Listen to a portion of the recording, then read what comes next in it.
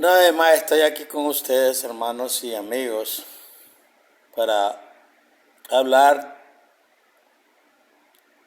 de la palabra de Dios y su consejo. Cuando yo hablo de estas cosas, no me las tomo livianamente, porque ¿de qué te sirve tomar las cosas livianamente? Entonces no estás haciendo la voluntad de Dios. Tú vas a decir lo que el Señor pone en tu corazón y lo que miras que está sucediendo en la actualidad en todos los movimientos cristianos. Yo más estoy preocupado por las acciones de los que se llaman seguidores de Jesús. El mundo actúa de esa manera porque el mundo le ha dado cabida a que la oscuridad permanezca en ellos y no han venido al Mashiach. Sin embargo, aquellos que han venido al Mashiach se encuentran con muchas cosas en su vida que están lidiando y que ya a estas alturas deberían de haber tenido victoria. Siguen ellos adorando a un Dios allí en las iglesias, en avivamientos, siendo miembros de unas congregaciones, teniendo su nombre escrito en los libros de las congregaciones, perteneciendo a una secta o a una misión. Pero no se dan cuenta que sus vidas no tienen calidad. Están lidiando en el mundo y se comportan como las personas del mundo. Y son cosas que ellos creen que no se saben, secretas. Pero por eso es que he dicho muchas veces, el cristianismo de hoy es débil. Por eso es que usted cada rato está perdiendo sus batallas espirituales porque no está haciendo la voluntad de Dios y todavía hay pecados dentro de usted y de la congregación. Los líderes de hoy que tenemos son líderes que yo le diría más bien psicólogos cristianos que definen el pecado tan livianamente. Si usted le preguntara a cada miembro y que le defina qué es pecado, él le va a definir lo que dice su pastor, no lo que dice la Escritura. Hay un famoso predicador que se llama Joel Osteen, que ese es un psicólogo. Tiene libros y libros y la gente compra los libros y es famoso, es un bestseller. Yo le podría nombrar otros que tienen un evangelio completamente de intelecto humanista, no una transformación total del hombre. Y se aceptan, a veces esas mega churches no se conocen ni los nombres de los miembros de la congregación.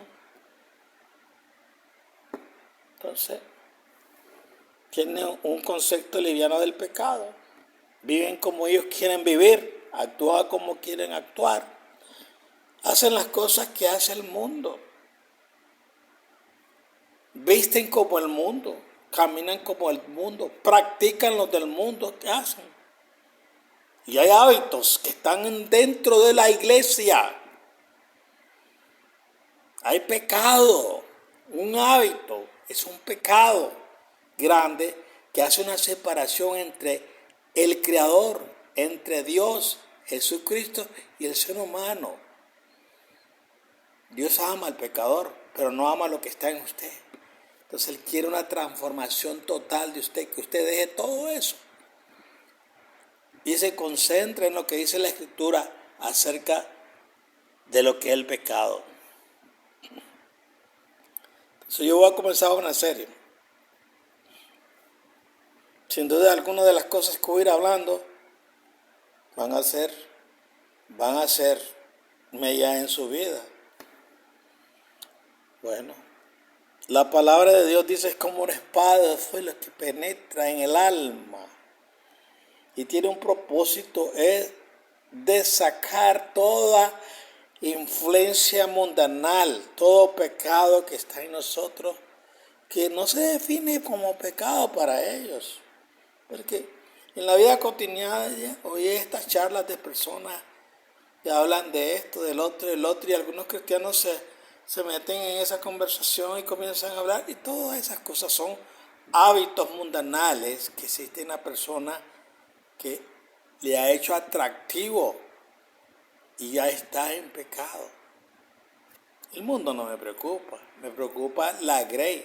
Por eso es que he dicho que la iglesia, los creyentes en el Masías, que es la iglesia, la congregación, está en apostasía. Y hay una anarquía espiritual en definir el pecado. ¿Qué dice la Biblia al respecto? Pecado. La palabra pecado se utiliza para hacer que las cosas parezcan atractivas. Pero por otra parte, el pecado pareciera algo obsoleto. Sin embargo, sigue siendo crucialmente importante que conozcamos la definición de pecado. ¿Qué dice la Biblia? No es lo que dice MacArthur, no es lo que dice Austin, no es lo que dice R.C. Sproul, no es lo que dicen los bautistas, los nazarenos, los pentecostales, los mahometanos, los musulmanes, los judíos. ¿Qué es pecado? La escritura lo dice, la Torá, como dicen los judíos. ¿Qué es la definición de pecado?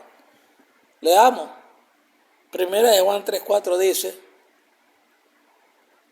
que el pecado es ¿qué?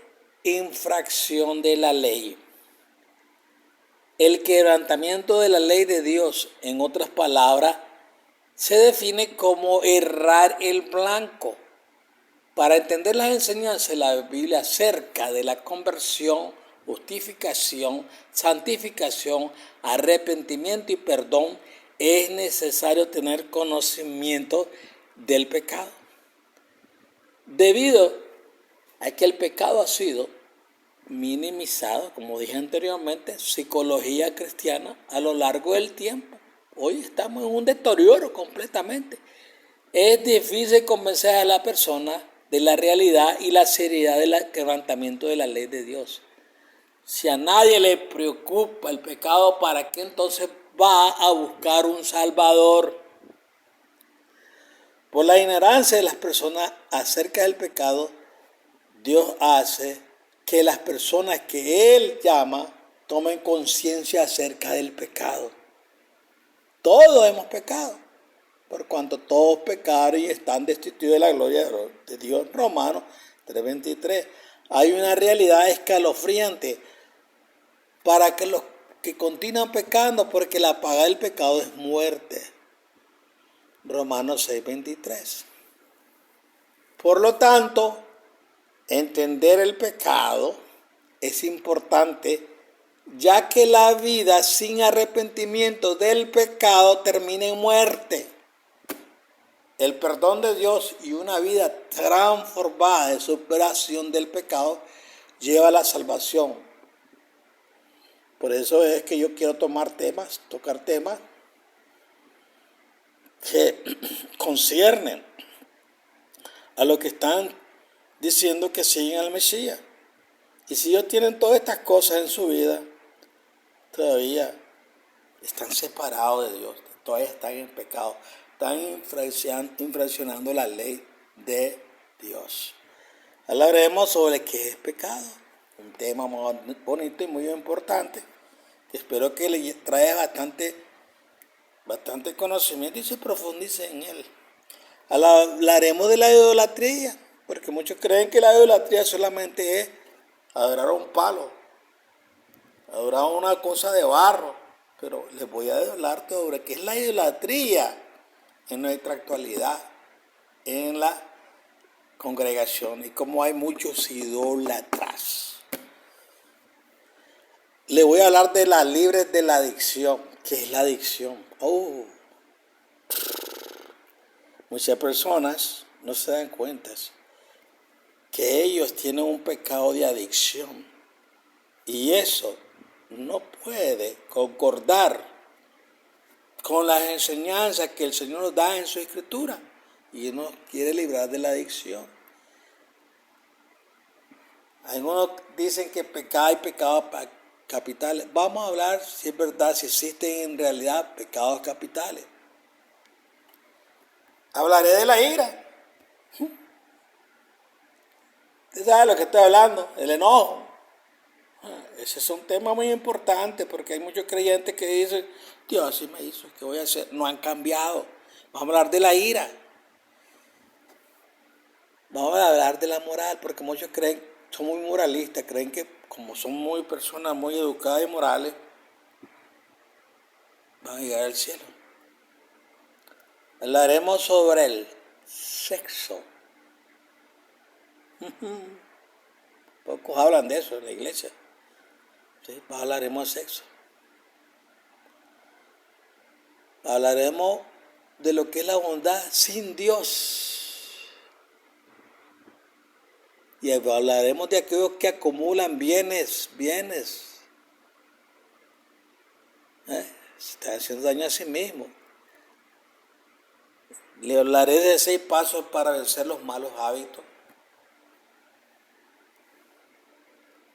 El aborto, del pecado original, la historia de Caín y Abel, y otros puntos muy importantes que se necesitan saber en las congregaciones hoy en día, que casi no tocan esos temas. Es importante que toquemos muchos temas que conciernen a la relación de pacto entre el Creador y los hijos que tiene en las congregaciones. Si usted es un hijo de Dios, le va a interesar temas muy importantes que se necesitan cada día enseñar. ¿Sí? Bueno, yo les invito a ustedes a que vengan conmigo. De una u otra manera vamos a llegar a edificarnos. Porque el propósito de estas cosas no es señalar el mal, el pecado en nosotros. El propósito es que tengamos una transformación total. Dice que el árbol por sus frutos se conoce. Y a veces las personas que dicen que son seres perfectas o puras delante del Señor, no se dan cuenta que el mundo está observando. Por la boca hablas y el mundo te escucha. Palabras mentirosas. Yo he tenido confrontamiento con muchas personas que dicen ser seguidores del Mashiach, pero en su boca hay palabras mentirosas. Hoy hay excusas.